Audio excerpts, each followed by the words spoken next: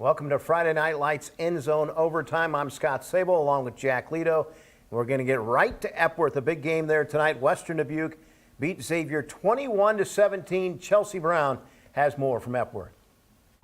Western Dubuque got the bounce-back win they needed, handing Xavier their first loss on the season. And in the process, the Bobcats snapped a 4-game losing skid against the Saints. First drive of the game, Bobcats hold the Saints to a field goal as Owen Vasquez knocks one through the uprights for the early 3-0 lead.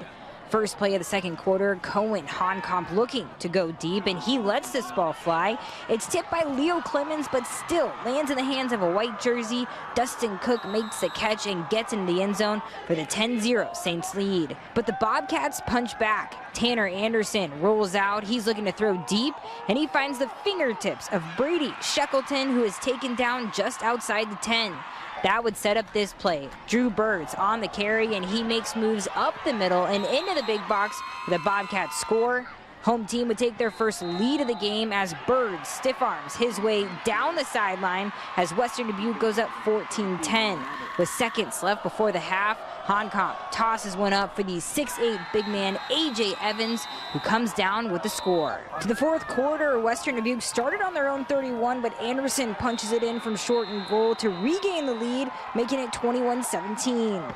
The Saints had opportunities, but a late interception by the Bobcats seals this one as Western Dubuque takes the victory. Oh, it feels so good. I mean, I've never felt better. You know, our first 2 years of high school, we were winless against them.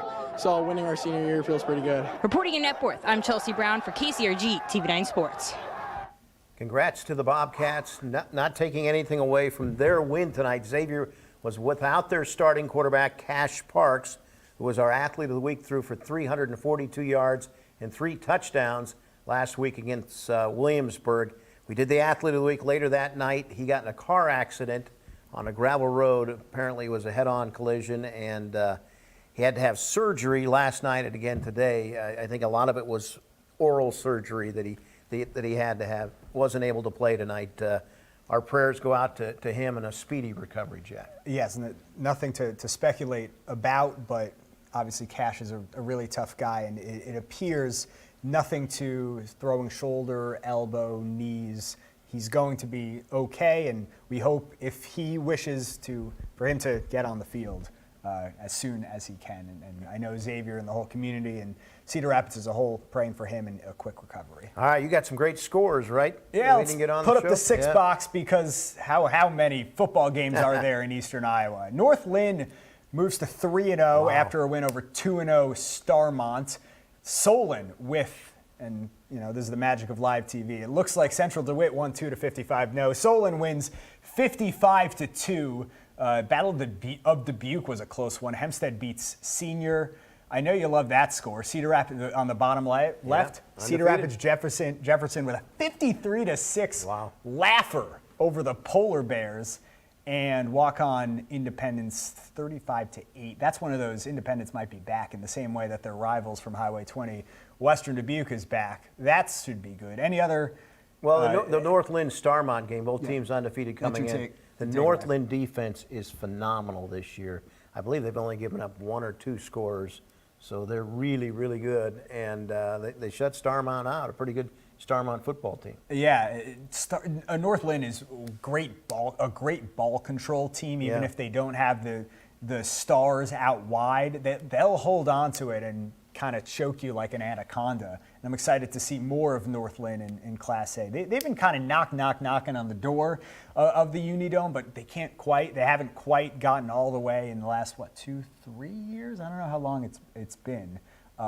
Jefferson, I think the big storyline is Jefferson again, starting with the hot start. And this has become, under Eddie Miles, not just an accomplishment, it's a standard. They're not celebrating in Cedar Rapids and as much as they did last year. And he's not celebrating right now because he remembers they won their first 4 games last year. He understands that. He's preaching that to his team. Hey, this is just the start. We have to finish, and their goals are to make it to the playoffs. And wouldn't that be something else if they did do that? That'd be incredible. Let's go to the upset of the night. Prairie knocks off Southeast Polk. Trying to four-peat this year. Prairie knocks them off tonight 30-20.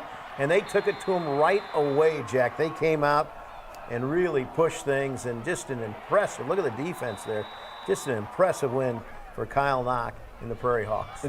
This is a game that you love if you're Prairie, being at home and you got the home crowd behind you.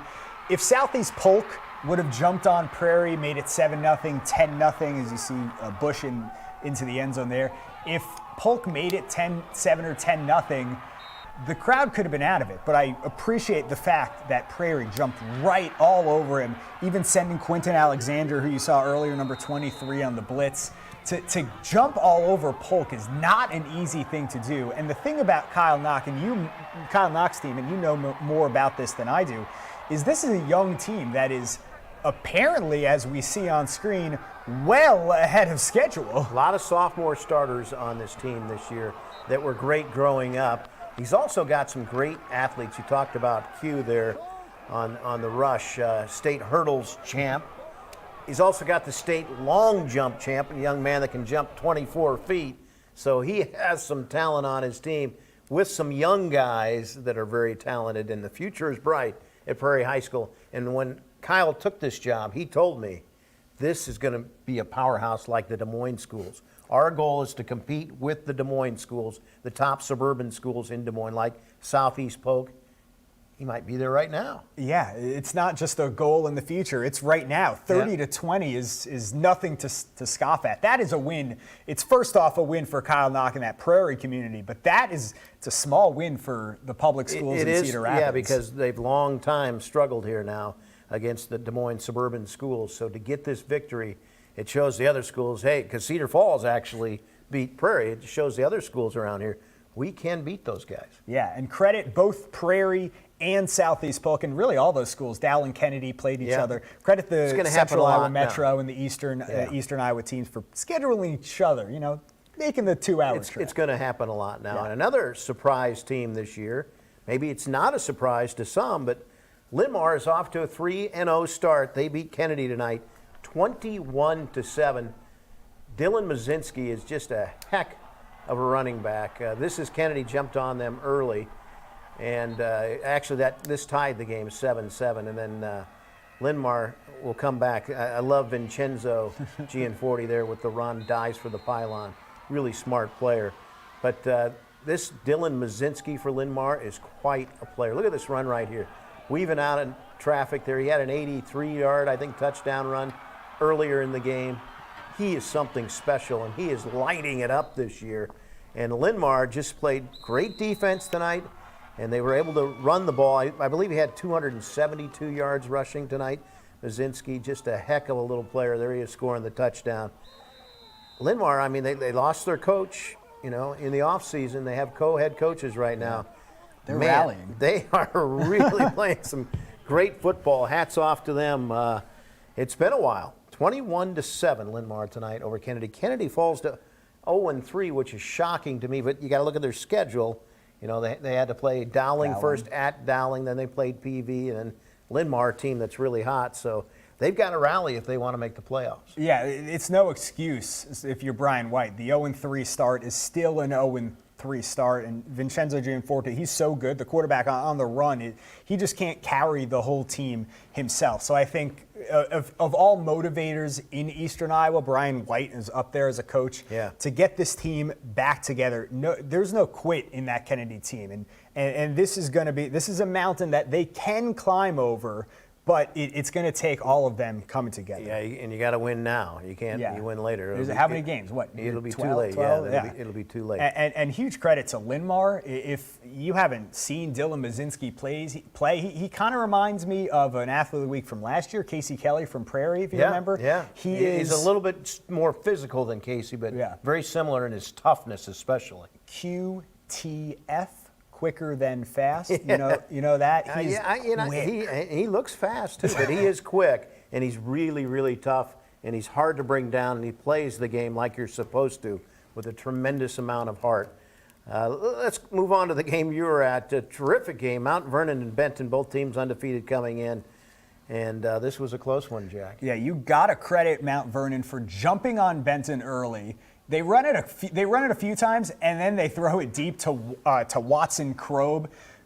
deep in the air. Watson Crowe is one of those guys that like he catches 3 balls a game and one's a touchdown. On the season, he'll probably have 20 catches and 10 of them are touchdowns. But I think with Benton, they muffed a punt, gave Mount Vernon great field position. They stuck with it. That huge interception coming from Eli Patterson, 44, to get them back into it. But it was just Mount Vernon kind of imposing their will on Benton late. Here's Wood, Ethan Wood, number 22, just Big barreling guy. his way in. Listed at 6'5". I think he might have grown an inch because Wow. preseason he was listed at 6'4". He's a big dude. Credit He was a Benton running for, back there, 6'5"? Yeah, he normally plays a little tight end, but I Yeah. think Coach Meester wanted to bring him in just to kind of impose the will of Mount Vernon. I think this is something, if you're Coach Meester, you're going to want to look in the film room because the Mustangs looked like the bigger team, the stronger team, and the faster team, but I think they got caught a little bit playing with their food,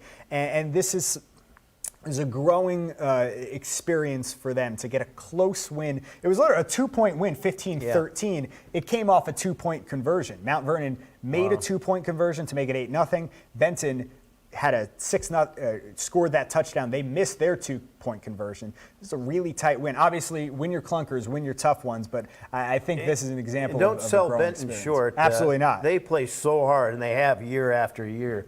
They're one of the hardest playing football teams out there, and they left it all on the field and almost came away with the win, which would have been really impressive. Would have been. Yeah, let's go with 8-man football. We never forget 8-man football. Springville beating Easton Valley tonight 42-11 to win their second game of the season. They scored right here on the second play from the line of scrimmage and got off to a great start. And after that, their defense is what I was really impressed with tonight.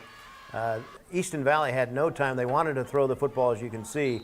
They had absolutely no time. And this 22 coming up here that bats the ball down, he is 6'5", playing 8-man football. We had the 6'9" last week. And look at this. This is what I love. In the Wildcat, they put number 60, the lineman, to pick up the first down. They get it done. And then Hoy here thinks he's going to be Superman and fly in. Was he short? He comes up just as short, but great effort to get in the end zone. Congrats to Springville winning their second game of the year tonight, 42-11. Yeah, Springville took the loss to Central City last week. Yeah, they lost the Tractor Bowl last week, come back and win this week. And good response by Springville, a team that if you can get a 4-man rush going like you saw in those highlights, you can win football games in Iowa. If you're at home and you haven't had a chance to watch an 8-man football game, go watch it. It is exciting so much stuff. fun. It's very fast, and it's a lot of fun to watch. And Iowa Valley, one of the better teams in the state right now. They really have a lot of talent, too. So, all right, can we're see gonna, a few 8-man teams. I really enjoy the 8-man football. They open it up.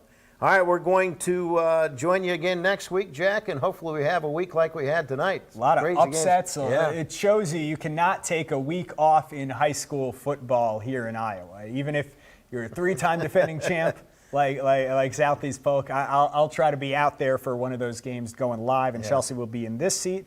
Should be a lot of fun next week. All right, we'll see you here next week.